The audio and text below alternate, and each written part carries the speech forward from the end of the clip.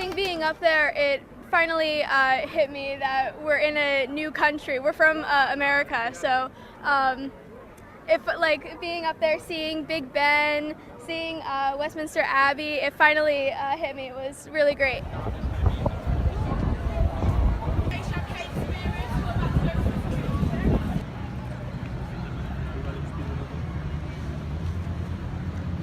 Yeah, I think the London Eye is a very interesting structure, and to hop on it and be able to see all the sights around London is very would be very interesting. I think as a structure it doesn't quite fit in this area because it doesn't look like the old England, but I think the tourists love it, so it's a positive addition to this area here.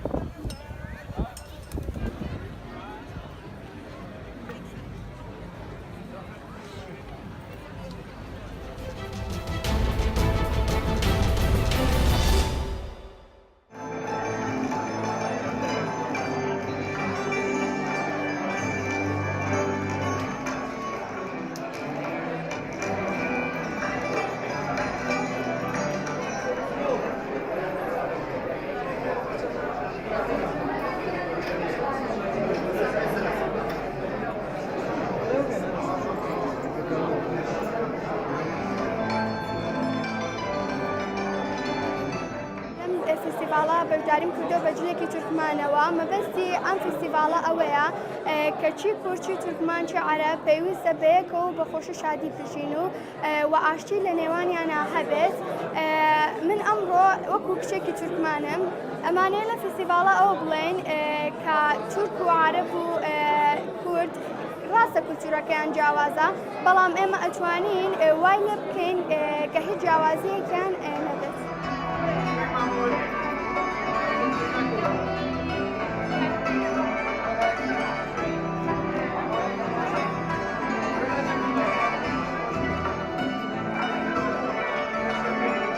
ئێمە هاتوین بۆ ئەم فستیڤاڵە کە فستیڤاڵێکی کولتوریە،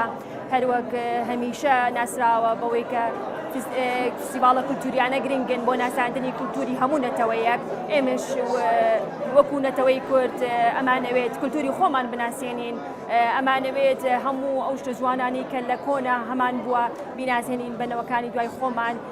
هەروەک ئەمە ئەوە ئەگەینێ کە هیچ جیاوازیەک نێنە نێوان کولتورەکانە، هەروەک لەم فستیڤاڵەیە ئەبینرێ کولتوری چەند نەتەوەیەکی تریشی تیابینراوە، شتەکانمان زۆر جوانن، نەتەوەی کردی جوانی هەیە، بۆیە لەم فستیڤاڵانە شتێکی زۆر زۆر باشە کە دەریانەکە.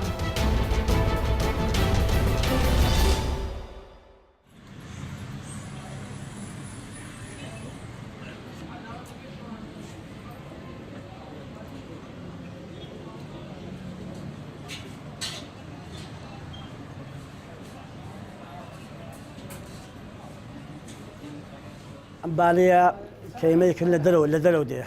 لدلو ولاكو دي لألمانيا ولا فرنسا وبرين لا كندا ولا النرويج ولا السويد ولا أنواع دولات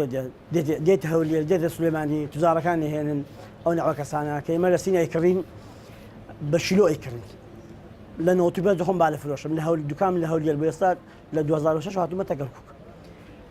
كيكرين تاكتيا خرابيتيا درايتيا فردانتيا ماركيتيا إيماش بازار كمان دستانان هي لمانجي تقريبا دا ينزل بازار أبي تطلع مانجي دوسي بازار هي لو بلاتين بازار ما نعمل يعني كما تبروا كزيبوران إيماش نعمل